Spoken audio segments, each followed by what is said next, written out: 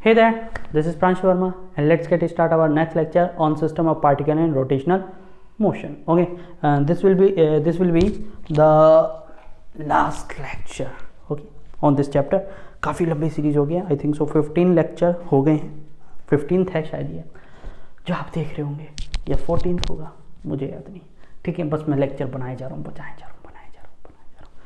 आज हमारे लेक्चर में हमारे जो टारगेट हैं इस लेक्चर के, वो है काइनेटिक एनर्जी, एंगुलर मोमेंटम,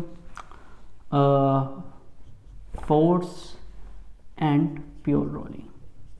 ठीक है, सारी कहानी यहाँ पे आके ख़त्म हो जाएगी प्योर रोलिंग पे। जब सारे कंसेप्ट मैं पढ़ा डालूँगा आपको, तो सारे कंसेप्ट आपके अलग ही हो जाएंगे, सारी कहानियाँ अलग हो जाएंगी। ठीक है, तो स्टार्ट करते हैं आप लोग, और स्टार्ट करते हैं हम काइनेटिक एनर्जी से रोलिंग में। के ई इन रोलिंग, के इन रोलिंग। ओके सुल्तान, बताइए क्या है रोलिंग। चलिए देखो this is the wheel which is rotating with translational motion, so it is basically in rolling motion. Okay, so here this is the velocity vcm. Okay, vcm. Okay, and this is, यहाँ पे एक velocity होगी angular velocity omega से। if this is r omega, so sorry r, then there will be a r omega angular velocity. So here as you can see there were two kinetic energies. There are two velocities, so obviously बात है there will be two kinetic energy. दो kinetic energy होगी ना यार, एक तो होगी half M V सी M square. ओ फिर पार्टिकल की बात कर रहे हैं, पॉइंट पी की, इस पॉइंट पी की। Okay, so the kinetic energy of point P will be of two type, that there will be the addition, algebraic addition, though not the vector addition, because the kinetic energy is a scalar quantity, so both will be algebraically added. Okay, उनके पास कहीं पे भी हो energy इतनी रहेगी, half M v square, and where v is v C m. Okay, the velocity of centre of mass plus half I omega square. I think so you should know this value I omega square. What is I? I is the moment of inertia of the body. अब आपको यहाँ पे क्या दे दे, वो disc दे दे तो moment of inertia change, ring दे दे मोमेंट ऑफ इनर्शिया चेंज, आपको सॉलिड सिलेंडर दे दे मोमेंट ऑफ इनर्शिया चेंज, आपको स्फीयर दे दे मोमेंट ऑफ इनर्शिया चेंज। तो आपका मोमेंट ऑफ इनर्शिया तो याद रखना पड़ेगा रोलिंग के लिए, समझ में आया? नहीं आया? रखना पड़ेगा। सर सिर दर्द दिया, हम सोच रहे थे मोमेंट ऑफ इनर्शिया के बिना ही रोलिंग हो जाएगा, नहीं तो ऐसा थोड़ी है। तो there will be two kinetic energy. Okay, so this formula will be change as per the body requirement. Okay, यहाँ पे अब यदि मैं डिस्क बोल दूँ तो आई की वैल्यू होगी mr²/2। यदि मैं बोल दूँ आपके लिए स्फीयर, तो सॉलिड स्फीयर के लिए होगा 2/5, और इसके लिए हॉलो स्फीयर के लिए होगा 2/3 mr²। तो value will be change. Okay, clear? But ये मोमेंट ऑफ इनर्शिया होगा around the centre of mass, CM. Moment of inertia भी सीएम के अराउंड होगा, याद रखिएगा ये चीज़। Okay, omega is the angular velocity, omega is the angular velocity. Okay, अब यदि आप सरफेस के किसी भी पॉइंट पे ले लो, इस पॉइंट पे ले लो, इस पॉइंट पे ले लो, इस पॉइंट पे ले लो, इस पॉइंट पे ले लो, इस पॉइंट पे ले लो। ओके, सरफेस के आप किसी भी पॉइंट पे लोगे, यू विल सी दैट की kinetic energy on the surface on a constant radius is constant. ये याद लो, kinetic energy for constant radius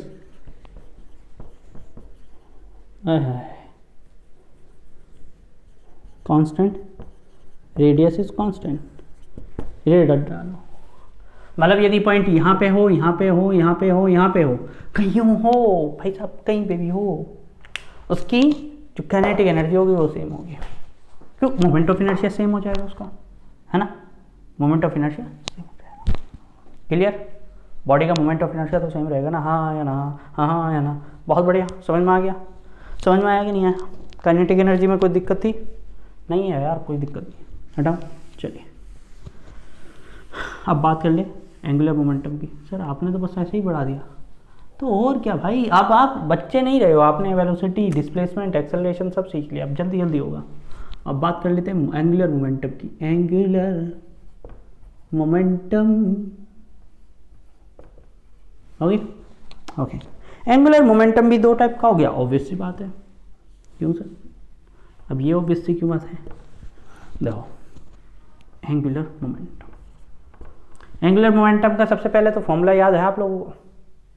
हाँ, ये प्रॉब्लम रहेगी, आप लोगों को मोमेंट ऑफ इनर्शिया का फॉर्मूला याद होना चाहिए। क्या फॉर्मूला है? एंगुलर मोमेंटम का फॉर्मूला है, एक तो है mvr, है ना, और दूसरा है I ओमेगा, हाँ या ना, है ना, है ना। चलिए अब देखो एक तो इस cm की वजह से वेलोसिटी ऑफ vcm, यदि मैं किसी भी पॉइंट यहाँ पे लूँ, ओके, इसके पास ये वेलोसिटी vcm है, ओके, और ये velocity vcm at a radius r पे लग रही है, एट अ रेडियस r पर लग रही है इस पॉइंट पे। तो इस vcm की वजह से इसका जो एंगुलर मोमेंटम होगा वो कितना होगा?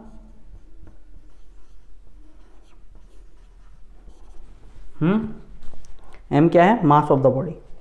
m क्या है? Mass of the body. Clear? या इसको कैपिटल ले लो चाहे कैसे ले लो। एक तो ये हो गया एंगुलर मोमेंटम, क्लियर। दूसरा क्या होगा यार? आई ओमेगा हो जाएगा। दूसरा क्या हो जाएगा? आई ओमेगा। आई ओमेगा तो बेसिकली है ना, जिस ओमेगा से घूम रहा है, और moment of inertia of the body, moment of inertia of the body, वो क्या हो जाएगा? आई ओमेगा। एक तो mvr हो गया, किसकी वजह से? इस vcm की वजह से, और ये ओमेगा की वजह से आई ओमेगा हो गया। दो एंगुलर मोमेंटम होंगे। ये एंगुलर मोमेंटम होगा due to the velocity of cm, okay, और ये होगा due to rotational motion. Basically मैं ये बोल दूं, वेलोसिटी ऑफ cm की बात कर लूं, या इसको मैं बोल दूं ड्यू टू ट्रांसलेशनल मोशन। एक तो ट्रांसलेशनल मोशन की वजह से मोमेंट ऑफ इनर्शिया होगा, और एक होगा रोटेशनल मोशन की वजह से। इनके डेरिवेशंस भी हैं, ऐसा नहीं है डेरिवेशन नहीं है, लेकिन मैं डेरिवेशन नहीं करा रहा हूँ क्योंकि मैं नहीं चाहता हूँ कि आपके दिमाग की एक एक नस का ब्लड प्रेशर इतना बन जाए कि आपकी नसें फट जाए और वो आपके सिर के हड्डी तोड़ते हुए ऊपर से फवारा निकल जाए। मैं नहीं चाहता, ओके, क्योंकि वहाँ पे उतना खेल होगा ना, आपको, आप कंफ्यूज हो जाओगे कि ये हो क्या रहा है, हो क्या रहा है। सर एक काम करते हैं, उन वीडियोस को स्किप करके आगे बढ़ जाते हैं जो काम, इसीलिए मैं आपको लिटरली उतना बता रहा हूँ जो समझने की ज़रूरत है, जिन पर क्वेश्चन हो जाएंगे। याद रखो यहाँ पे मैंने वेक्टर एडिशन करा है, वेक्टर एडिशन, यहाँ पे क्रॉस प्रोडक्ट है, और वो क्रॉस प्रोडक्ट जितना भी आएगा that will be vectorly added in I omega. क्यों? हाँ, क्योंकि मे बी पॉसिबल है कि इसकी डायरेक्शन और इसकी डायरेक्शन अपोजिट हो, या तो इनकी डायरेक्शन अपोजिट होगी या सेम होगी, ये याद रखना। मतलब ऐसा नहीं होगा कि एट एन एंगल थीटा हो, ऐसा नहीं होगा, ओके, हाँ ऐसा ही होगा। क्लियर है? क्लियर है? बहुत बढ़िया, हटा दो, चलिए चलो आगे। अब बात कर लेते फोर्स, क्योंकि फोर्स की डिस्कशन ज़्यादा ज़रूरी है। ये सब एंगुलर मोमेंटम आपसे जल्दी से कोई पूछता नहीं है। हाँ, आप यदि एडवांस में बात करोगे तो एडवांस में कभी कभी क्वेश्चन आता है एंगुलर मोमेंटम का, लेकिन एडवांस से पहले पहुंचने से पहले आपको मेंस पढ़ना पड़ेगा, इसलिए, ठीक है, ओके। तो पहले आप लोग इजी कॉन्सेप्ट पे कमांड कर लो, इन कॉन्सेप्ट को जो ज़्यादा टिपिकल हैं, ज़्यादा घुमावदार हैं, उन कॉन्सेप्ट्स को हम लोग बैक में रखेंगे, और बैक में जब हमारे सारे कंसेप्ट क्लियर हो चुके होंगे तब हमारा मेंटल लेवल उतना हो चुका होगा कि मतलब हमारा नहीं आपका, ठीक है, आप लोग जो है उसको आराम से समझ पाओ, उस लेवल ऑफ थिंकिंग को जो एडवांस के लिए चाहिए, ठीक है। तो आप लोग समझ लोगे यार, ऐसा कुछ नहीं, दिक्कत नहीं होती कुछ, ठीक है। अब तो 720 नंबर नीट में आने लग रहे हैं, मजाक बना के रखा हुआ है स्टडीज़ को, ओके। हमारे टाइम में अच्छा था, हमारे टाइम में 70% आ गए यदि 12th में, बाप रे बाप 70% ये होता था। अब तो 90% तो 90% ही है बस, मतलब उसको आ रहे हैं जिसको a प्लस बी का होल स्क्वायर नहीं पता, उसको कितना आ रहा है 92%, ठीक है। मैथ्स में कितना है 99, ओके। और a प्लस बी का होल स्क्वायर बेटा सुनाना क्या सर, a प्लस बी का होल स्क्वायर, ये तो हमने पढ़ा ही नहीं, एक नंबर वहीं कटा गया, हाँ सर वहीं कट गया, ठीक है। चलिए, तो आप लोग ज़्यादा से ज़्यादा पढ़िए, अच्छी बात है आप लोगों के लिए, क्योंकि तरक्की होगी आप लोगों की। चलिए आगे बढ़ें और आगे कर लेते हैं कंडीशन फोर्स के। फोर्स से हम प्योर रोलिंग पे जाएंगे, ओके। फोर्स क्या होगा सोचो जरा। मैं दिल लेने वाले बता ये हुनर तूने सीखा कहाँ से। चलिए CM सेंटर ऑफ मास एक रोलिंग बॉडी है। अच्छा कोई मेरे को बता सकता है यहाँ पे कितने टाइप के फोर्सेस होंगे? somebody can tell me how many types of forces are there? 1 2 or 3? 1 2 3 4 get on the dance floor। नहीं कई बच्चे बोल रहे होंगे कि सर 2 टाइप के होंगे, बोल रहे होंगे, एक तो रोटेशनल की वजह से और एक ट्रांसलेशनल की वजह से, है ना? हाँ बोल रहे होंगे। लेकिन अच्छा यदि ऐसा है, if it is happening then you बताओ एक्सेलरेशन कितने हैं? एक्सेलरेशन 2 हैं क्या? नहीं सर वो तो 3 थे। एक्सेलरेशन तो 3 थे, जितने टाइप के एक्सेलरेशन उतने टाइप के फोर्स, ये याद रखिएगा। जितना एक्सेलरेशन उतने टाइप के फोर्स, ये याद रखिएगा। जितने टाइप के एक्सेलरेशन उतने टाइप के फोर्स, जिस डायरेक्शन में एक्सेलरेशन उस डायरेक्शन में फोर्स। यदि मैं बात करूँ यहाँ पे एक फोर्स टेंजेंशियल फोर्स होगा, ओके। एक फोर्स होगा VCM की वजह से, यहाँ पे ACM यदि है तो एक FCM होगा, ओके। और तीसरा फोर्स होगा रेडियल, जो कि आपका सेंट्रीपिटल फोर्स होगा, ठीक है। एक होगा आपका सेंट्रीपिटल फोर्स, ओके। यहाँ पे 3 फोर्सेस होंगे। कितने फोर्सेस? 3 forces, okay. यदि किसी पॉइंट रैंडम पॉइंट की बात करूँ मैं, रैंडम पॉइंट की ओके, तो यदि हम बात करने यहाँ से बात करें, हमने सारे के सारे डेरिवेशंस यहाँ से किए हैं, यहाँ से थीटा एंगल लिया, ओके। तो यहाँ पे उसके पास 2 फोर्सेज लग रहे होंगे, है ना? 3 फोर्सेज, सॉरी, एक सेंट्रीपिटल, एक FCM और एक FR रोटेशनल फोर्स, ठीक है। चलिए इसको इधर बना लें हम,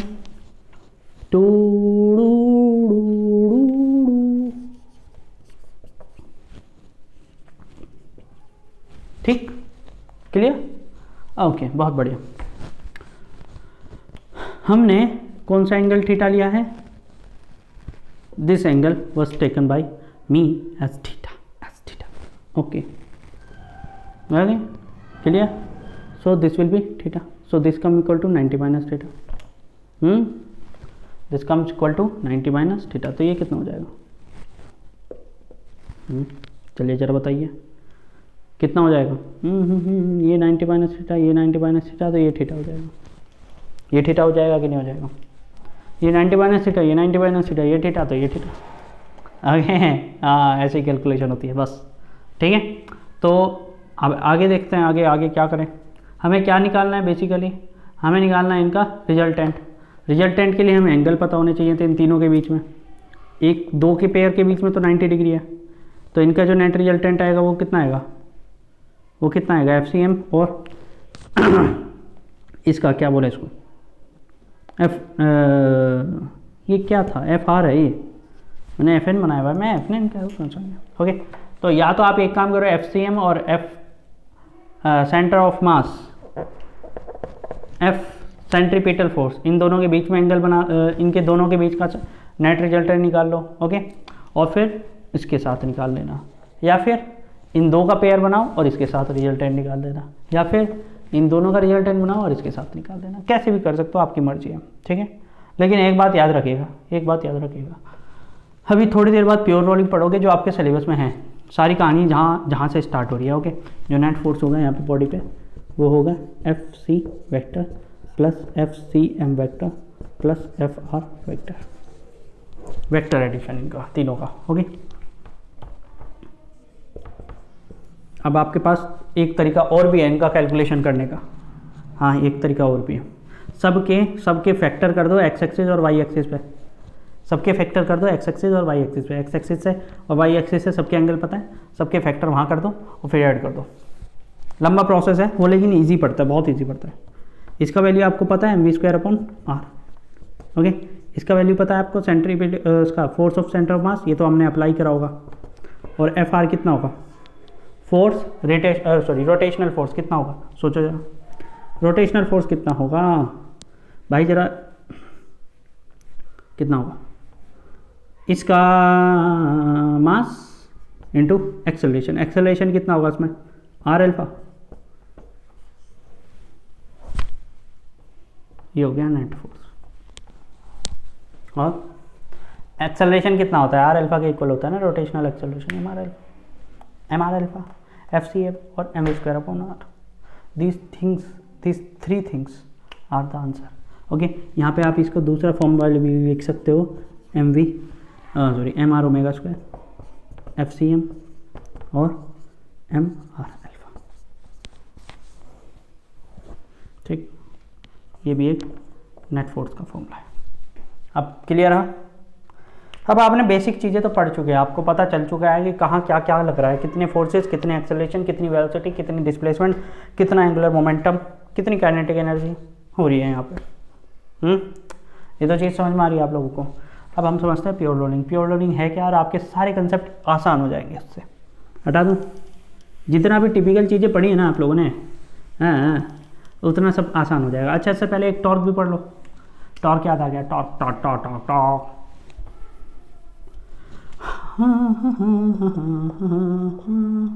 चलिए टॉर्क की बात कर लें। चलो, टॉर्क कितने टाइप का होगा सर? 3 टाइप का ही होगा। 3 टाइप का होगा, सही में देख लो हिसाब किताब अपना देख लो भाई, हिसाब किताब 3 टाइप का होगा क्या? 3 टाइप का होगा क्या?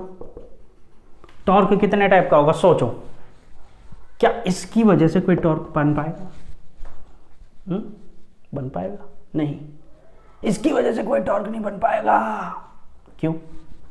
क्योंकि दिस फोर्स, ये जो फोर्स है वो सेंटर ऑफ मास की तरफ लग रहा है, towards the centre of the body. Okay, इसीलिए इस फोर्स की जो रेडियस से डिस्टेंस है वो नहीं है कोई भी, perpendicular distance of with the radius नहीं है। And each point it is along the radius, it has zero distance, zero perpendicular distance. It has, this force has 0 perpendicular distance. Okay, clear? नहीं, perpendicular distance इसकी कितनी जाएगी? 0। कितनी जाएगी? 0। कितनी जाएगी? 0। ओके, तो इसकी वजह से इस सेंट्रीपिटल फोर्स की वजह से टॉर्क जितना होगा, सेंट्रीपिटल टॉर्क एक्चुअली में होता ही नहीं है ऐसा कुछ चीज़, ठीक है, फिर भी मैं लिख रहा हूँ आपके लिए, वो रहेगा 0। वो रहेगा 0, ऐसा टॉर्क नहीं होगा। तो यहाँ पे टाउ नेट आएगा 2 की वजह से, टाउ नेट आएगा 2 की वजह से। एक तो आएगा टाउ सेंटर ऑफ मास की वजह से, और एक आएगा टाउ रोटेशनल फोर्स की वजह से, जो रियल टाउ होगा, जो नॉर्मली आता है। ओके, 2 टॉर्क आएंगे। क्यों? क्योंकि both have perpendicular distance with it, both have perpendicular distance. देखो एफ आर की तो परपेंडिकुलर डिस्टेंस बहुत आसान है, एफ आर की तो परपेंडिकुलर डिस्टेंस हमेशा रेडियस ही होगी। कितनी होगी? रेडियस। तो आप इसकी वैल्यू एफ इंटू आर लिख सकते हो, ठीक है, एफ आर इंटू आर लिख सकते हो। लेकिन centripetal torque on centre of mass, centre of मास जो फोर्स है उसकी वजह से जो टॉर्क बनेगा किसी भी पॉइंट पे, उसकी वैल्यू आप डायरेक्टली निकाल सकते हो।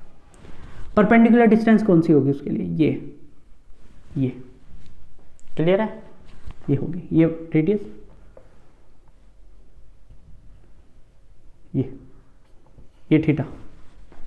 Okay, if it is theta then this will be r cos theta, this will be r cos theta.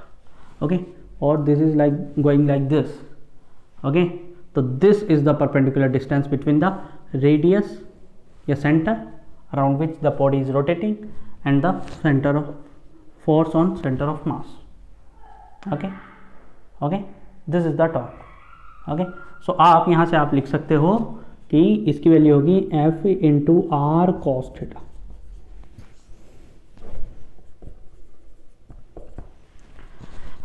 F into r cos theta, and this F is FCM, and this F is FR. This F is FCM, this F is FR. Okay, okay. And now the both torque will be vectorly added. मतलब ये सब vector addition होगा सब, क्योंकि ये direction, ये जो है, ये जो चीज़ है, ये अपोजिट भी हो सकती है. हम देखेंगे अपोजिट भी हो सकती है, सब कुछ हो सकता है, देखेंगे अभी. क्लियर है? बहुत बढ़िया. हटा दूँ? ओके, चलो अब प्योर रोलिंग पे बात कर लेते हैं. प्योर रोलिंग से हमारे सारे कंसेप्ट आसान हो जाएंगे. वहाँ से आपको पता चलेगा कि V equal to r omega होता है. V equal to r omega होता है. V equal to r omega हो गया तो बस सब कुछ हो गया. उसके बाद सोचना ही नहीं, अलग अलग सोचना ही नहीं है. फिर इनको क्या करना है? एक मानना है. क्या मानना है? एक. मैंने क्यों नहीं कराया है? क्योंकि आपके कंसेप्ट रखने थे, मुझे कंसेप्ट बनाने थे, किस तरीके से ही कंसेप्ट बन सकते थे, इसलिए नहीं बताया शुरुआत में मैंने. प्योर रोलिंग,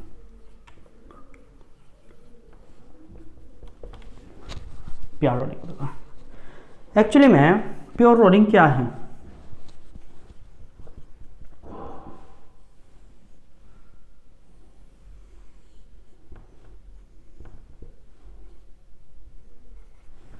प्योर रोलिंग बोलता है कि ये जो पॉइंट ऑफ कांटेक्ट है, इसको पॉइंट P मान लो या Q मान लो या S मान लो, whatever you want to मान now. Okay, point P, the point of contact,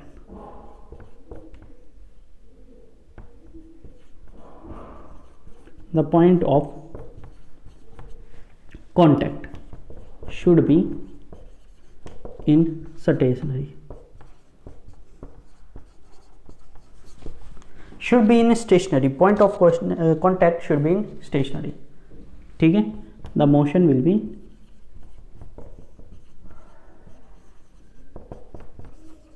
pure rolling. यहाँ पे आपके सारे क्वेश्चन, सारे जो भी कंसेप्ट है, सब एक तरफ से आसान हो जाएंगे, इजी बन जाएंगे.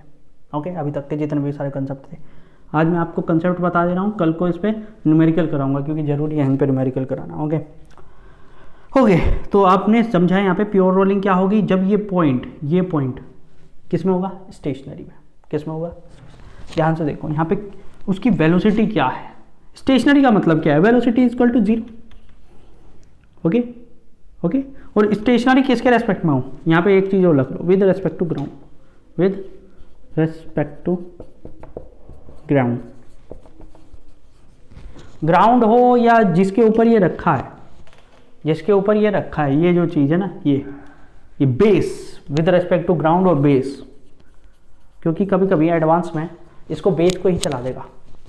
ओके, या मेंस का हाई लेवल का क्वेश्चन बनाना चाहेगा कोई अच्छा लेवल का, तो इसको नीचे वाले को चला देगा. ओके ओके, तो हम वहाँ नहीं जाएंगे अभी हम नहीं जाएंगे. हमें कंफ्यूज नहीं होना है, हमें आसान रहना है. ओके, सिंपल रहना है. पहले सिंपल तो सीख लें, उसके बाद आसान है, टिपिकल पे जाएंगे. ये चैप्टर बहुत ज़्यादा डीप है, 11th का सबसे डीपेस्ट चैप्टर है ये. इस पर मैं अभी तो 15 ही लेक्चर बनाए, मैं एक महीना 30 लेक्चर बनाऊँ ना, वो कम है इस पर, इतना बड़ा चैप्टर है ये. 15 ही बने हैं, तो आधे बने हैं. ओके, तो हमें वेलोसिटी को क्या करना है? 0. जरा देखो इस पॉइंट पे कितनी वेलोसिटीज़ हैं? 2 वेलोसिटीज़ होंगी. एक तो VCM इस तरफ, यदि VCM इस तरफ है तो, और एक होगी R ओमेगा. R ओमेगा है. क्लियर है? सुनते जाओ, अभी सारी कहानियाँ हैं स्टार्ट. ये कैसा रहना चाहिए? Stationary, this point. तो मतलब VP विद द ग्राउंड रहनी चाहिए 0. VP विद द ग्राउंड रहनी चाहिए 0. VP पे कितनी वेलोसिटीज़ हैं? 2 वेलोसिटीज़ हैं. एक तो VCM है और एक है R omega.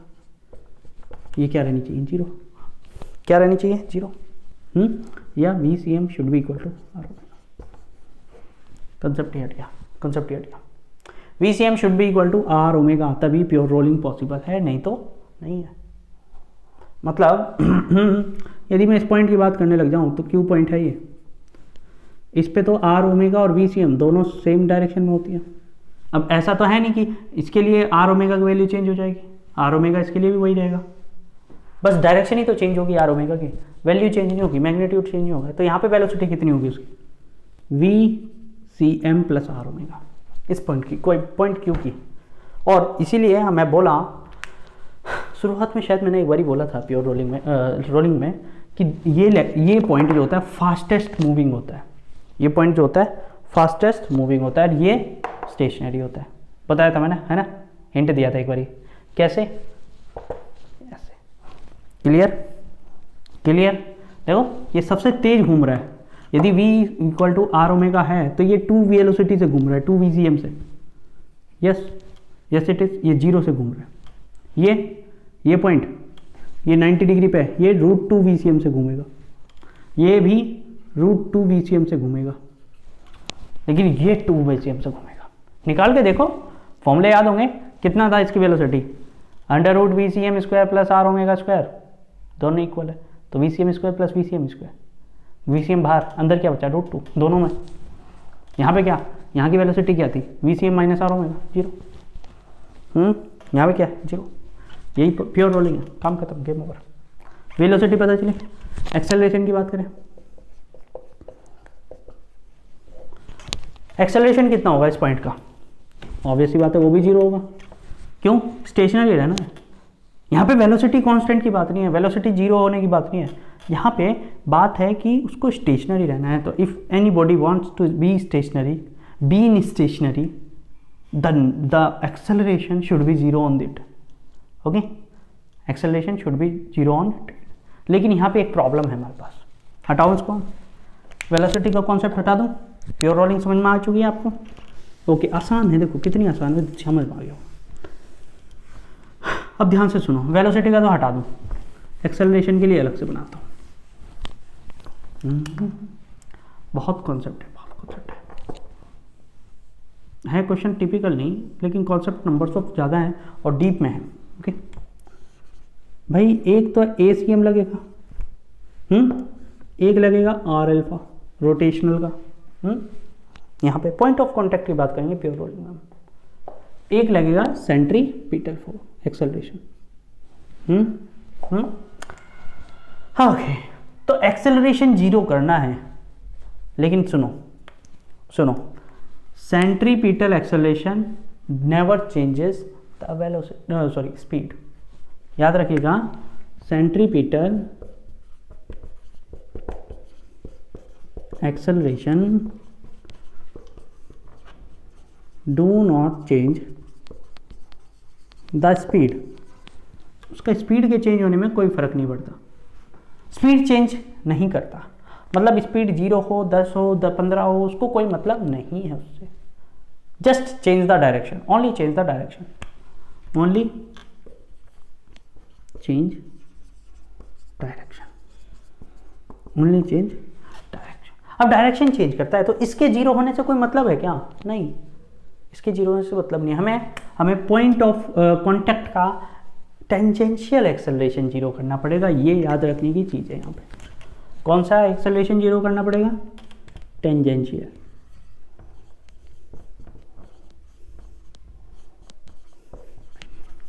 Tangential acceleration should B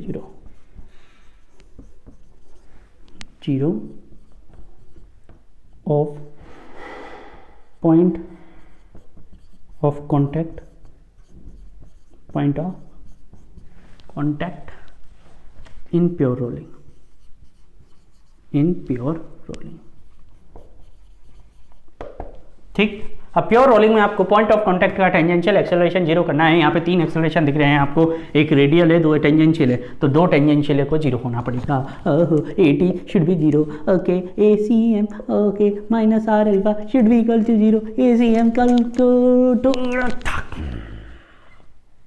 ACM का इक्वल टू आर अल्फा, बहुत तेजी से लिख दिया सर आपने, ACM कम equal to R into alpha, okay.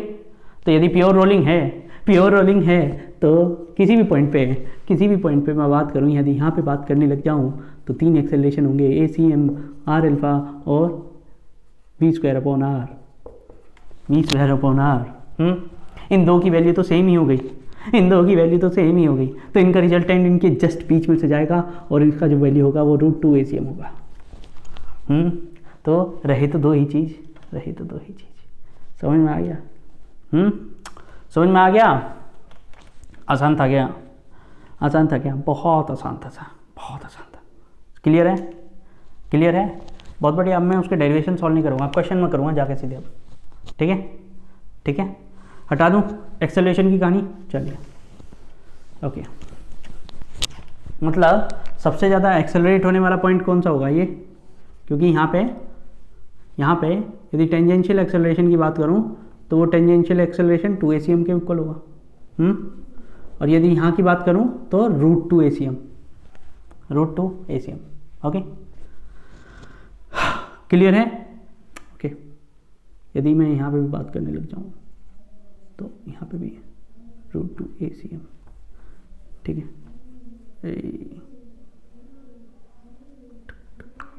चलिए हटाओ। समझ में आ गया? क्लियर है? क्लियर है? बहुत बढ़िया। यहाँ पे होगा √2 ACM, वहाँ पे नहीं होने का, वहाँ पे एंगल है कुछ बीच में। ओके, दोनों की वैल्यू सेम है लेकिन √2 ACM वहाँ नहीं होगा। ओके, रैंडम पॉइंट पे √2 ACM नहीं होगा, by mistake I said. Okay, वो ब्लंडर था। क्लियर है? कबूतर गुटर गू कर रहा है। चले हटाए, चलो फोर्स की बात कर लें। फोर्स की भी तो बात होगी, सब चीज़ों की बात होगी। तो चलिए ज़रा फोर्स बताओ, फोर्स कितना होना चाहिए? टेंजेंशियल फोर्स 0 होना चाहिए, टेंजेंशियल फोर्स 0 होना चाहिए। टेंजेंशियल फोर्स यदि 0 कर दिया तो इस तरफ होगा एक फोर्स, कौन सा वाला? रोटेशनल फोर्स होगा, और इस तरफ होगा ट्रांसलेशनल FT, मतलब FCM। ओके, और वो किसके इक्वल होगा? MR अल्फा के। इधर MA, इधर MR अल्फा। ठीक है, क्लियर?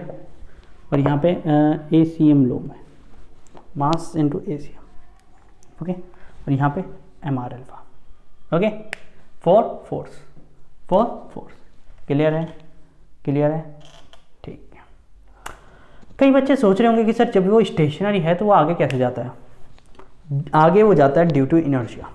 वो ऐसे आया, यहाँ पे आके 0 हो गया, लेकिन पीछे वाला तो आगे जा रहा है ना, due to it is rigid body, एक रिजिड बॉडी है ये, तो इसको आगे बढ़ना पड़ेगा ड्यू टू द इनर्शिया। यहाँ पे आके उसकी वेलोसिटी 0 होगी हमेशा, यहाँ पे आके उसकी वेलोसिटी 0 हो जाएगी, बट ड्यू टू इनर्शिया वो आगे बढ़ जाएगा, वो आगे बढ़ जाएगा ड्यू टू इनर्शिया। वेलोसिटी 0 हो गई लेकिन इनर्शिया 0 नहीं हुआ।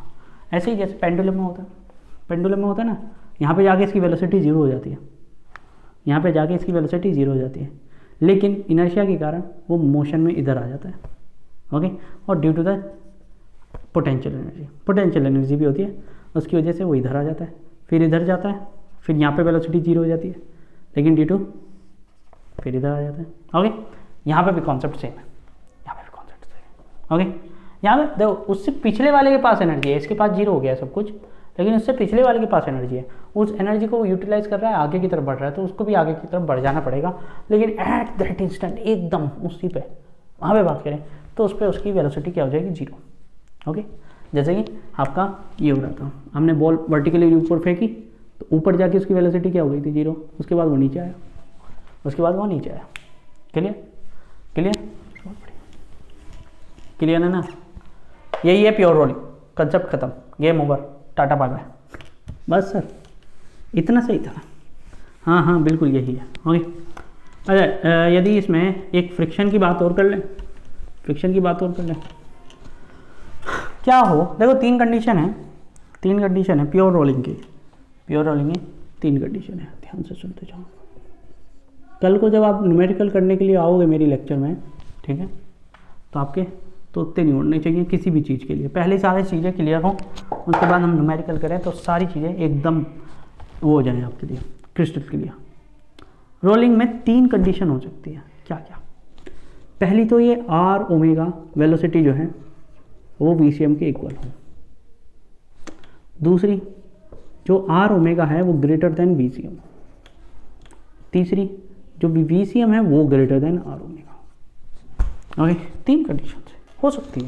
जब आप गेंद जो क्रिकेट खेलते हो, ओके, तो आप वहाँ पे एक उसको स्विंग कराते हो, ओके ओके, कभी कभी क्या होता है वो स्विंग में ऐसा तेज़ी से घूमती, बहुत तेज़ी से, ठीक है, बहुत तेज़ी से घूमती है, लेकिन जब फ्लोर पे चलती है तो धीरे धीरे चलती है ना।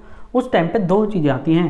देखो वेलोसिटी 2 टाइप की है, R ओमेगा और VCM जिससे वो आगे बढ़ रही है, ठीक है, और R ओमेगा वो है जो उसको घुमा रही है, स्पिन करा रही है, ठीक है, ओके। इस चीज़ को याद रखिए कि आप लोग इसमें कंफ्यूज ना होना कि ये दोनों हमेशा इक्वल होंगी, ऐसा नहीं है। आगे ये एक दूसरे से आगे और पीछे भी हो सकती है। भाई चक्का धीरे धीरे घूम रहा है, घूम धीरे धीरे रहा है, लेकिन आगे तेज़ी से चल रहा है, तो वो स्लिप करते हुए जाएगा। ये दोनों जो कंडीशन है, यदि इन दोनों में ही फ्रिक्शन नहीं है, इफ नो फ्रिक्शन, ये होंगी स्लिपिंग। कौन सी होंगी? स्लिपिंग। ये होगी आपकी बैकवर्ड स्लिपिंग, ये होगी फॉरवर्ड स्लिपिंग। इसमें बॉल जो है आगे की तरफ भागेगी, इसमें पीछे की तरफ भागेगी। वेलोसिटी होगी उसके पास, लेकिन भागेगी पीछे की तरफ, क्योंकि ये R ओमेगा बड़ा हो गया, तो ये अपनी तरफ ले जाएगा। ओके, ठीक है, हाँ, ये कंडीशन सब होती है भैया, सब होती है, ठीक है। इसको मैंने क्या बताया? बैकवर्ड स्लिपिंग, और इसको फॉरवर्ड स्लिपिंग। दोनों कंडीशन स्लिपिंग की। अब हम बात कर लेते हैं फ्रिक्शन की, ठीक है, ध्यान से सुनो। इसमें तो फ्रिक्शन की जरूरत ही नहीं है, इसमें फ्रिक्शन फोर्स होगा हमेशा 0। फ्रिक्शन फोर्स की जरूरत नहीं है फॉर प्योर रोलिंग, फ्रिक्शन नहीं होगा। यदि VCM = R ओमेगा है, फ्रिक्शन की जरूरत नहीं है, there will be no friction, negligible होगा। यदि ये आ गया तो फ्रिक्शन तो आएगा, ये आया तो भी आएगा, ये भी आया तब भी आएगा, और ये है तब भी आएगा friction for pure rolling. And if there is no pure rolling, तब स्लीपिंग है।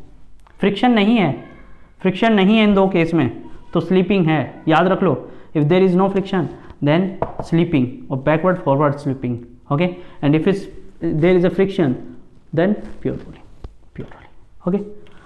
आज जरा देखो यहाँ पे फ्रिक्शन की डायरेक्शन क्या होगी। यदि मैं इसकी बात करूँ तो टूवर्ड्स VCM, फ्रिक्शन की किसको जरूरत है? VCM को। VCM कम है ना, VCM कम है तो इसकी तरफ फ्रिक्शन आ जाएगा, इसकी तरफ फ्रिक्शन आ जाएगा। और इस बार किसको जरूरत है? काम खत्म, गेम ओवर, तो वर्ड सारा होगा भाई। यार सुनो, ध्यान से सुनो। यदि ये 2 केस हो रहे हैं, R omega is not equal to VCM, यहाँ पे R ओमेगा VCM के इक्वल नहीं है, तो ये पॉइंट स्टेशनरी रह सकता है क्या? नहीं। क्यों नहीं रह सकता? क्योंकि ये दोनों रिलेटिव हैं। यहाँ पे रिलेटिव वेलोसिटी 0 होनी चाहिए दोनों की। VCM should be equal to R omega, but if it isn't happen, ये नहीं हो रहा है, तो फ्रिक्शन करेगा वो काम फ्रिक्शन करेगा। वो जो रिलेटिव वेलोसिटी आ रही है ना, जो रिलेटिव वेलोसिटी आ रही है दोनों के बीच की, उसको 0 फ्रिक्शन करेगा, इसको मिनिमाइज, इसको न्यूट्रलाइज, 0 फ्रिक्शन करेगा। ओके, और फ्रिक्शन कैसे कर सकता है? फ्रिक्शन ऐसे करेगा कि जो कमजोर है उसका साथ करेगा, ओके। जो हल्का है, जिसकी वैल्यू कम है, उसके साथ फ्रिक्शन लग जाएगा, और फ्रिक्शन उसका सपोर्ट करेगा। अब जो भी हो, VCM यदि छोटा था तो VCM के साथ चला गया, यदि R ओमेगा छोटा था तो R ओमेगा के साथ चला गया, ओके। तो यहाँ पे नेट फोर्स चेंज हो सकता है 2 केसेस में। इन 2 केसेस में हम न्यूमेरिकल की बात करेंगे कल को, ओके। मैंने मार कर दिया था लेकिन आवाज़ नहीं, है ना, बेड पर गिरा जाके। चलिए, तो फिर कल को मिलते हैं, और अच्छे क्वेश्चन हैं जो मेरे पास रखे हुए हैं, कई सारे पुराने, कई दिनों के, ठीक है। बेचारे लगभग 6-7 महीने हो गए उनको उठाए हुए, कह रहे थे कि सर उठा लो, ठीक है, कल को उठा लेते हैं उन क्वेश्चनों को।